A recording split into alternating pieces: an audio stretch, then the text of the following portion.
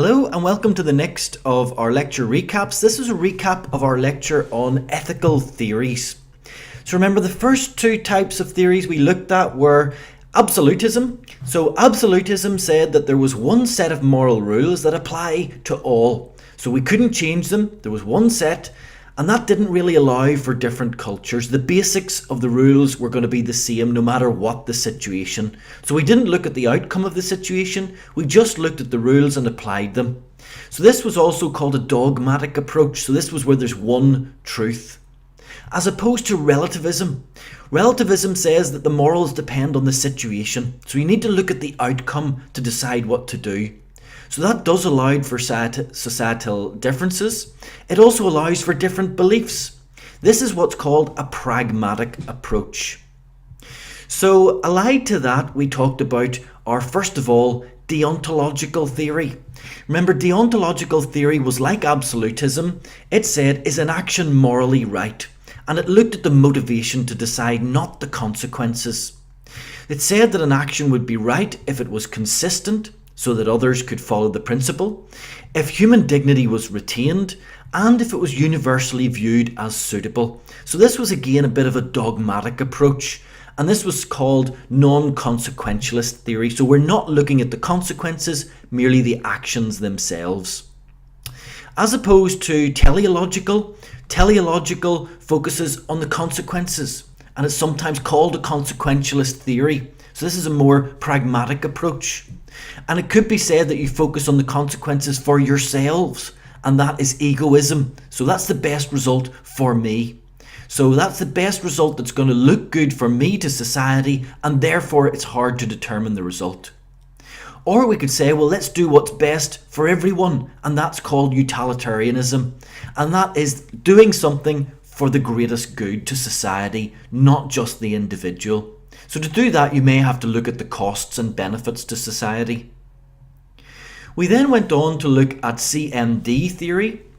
Remember, this was cognitive moral development put forward by Kohlberg.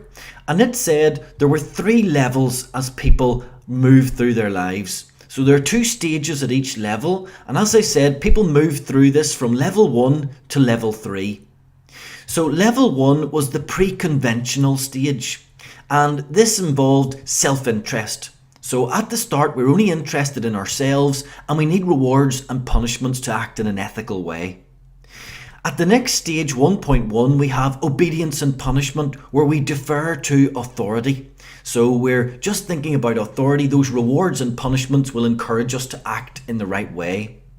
1.2, well, we've gone a little further and we act with instrumental purpose and exchange. So that means we focus on fairness, not just the rewards and punishment to us.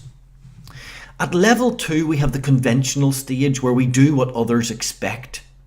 At stage 2.1, we are saying, well, interpersonal accord and conformity is important, i.e. we do what is expected of our peers.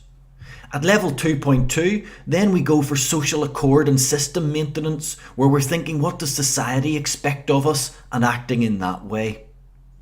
Once we've gone through level 1, the pre-conventional, and level 2, the conventional phases, we go into level 3, which is our post-conventional, where we make individual decisions.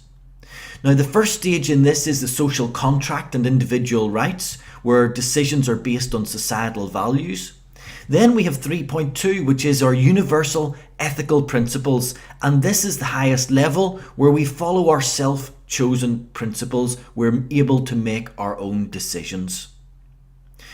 So that is our cognitive moral development through level 1 into level 3. We also then went on to talk about social responsibility, particularly focusing on Gray, Owen and Adams from 1996. Now, they said there were several positions that an organisation could take. They could be pristine capitalists, which means that they only focus on shareholder wealth.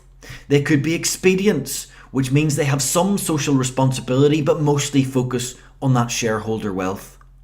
Or they could be proponents of a social contract, where they act within societal norms. They do what's expected of them, but little more than that. Social ecologists say that they have responsibility for the impact that they take on society. And socialists go further than that to say that they need to try to redress societal imbalances, so to do something to help society.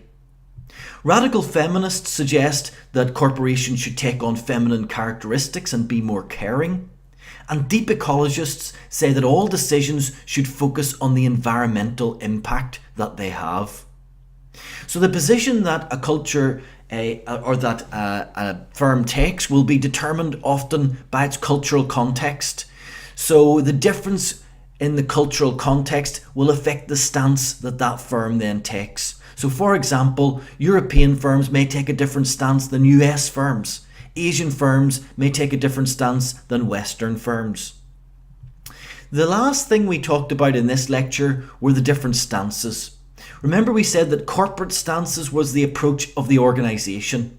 Personal stances, well, that was the approach of the individual. And the personal and corporate stances may well differ, so they'll have different things to consider. For example, the corporation may well consider short-term shareholder interests. They may well also consider long-term shareholder interests. They may consider multiple stakeholder obligations. So we've talked in detail about stakeholders, so we understand what that would be. Ultimately, if you consider all of these things, that corporation may well be a shaper of society. They may have some impact in society for the betterment of it. So that was our lecture on ethical theories.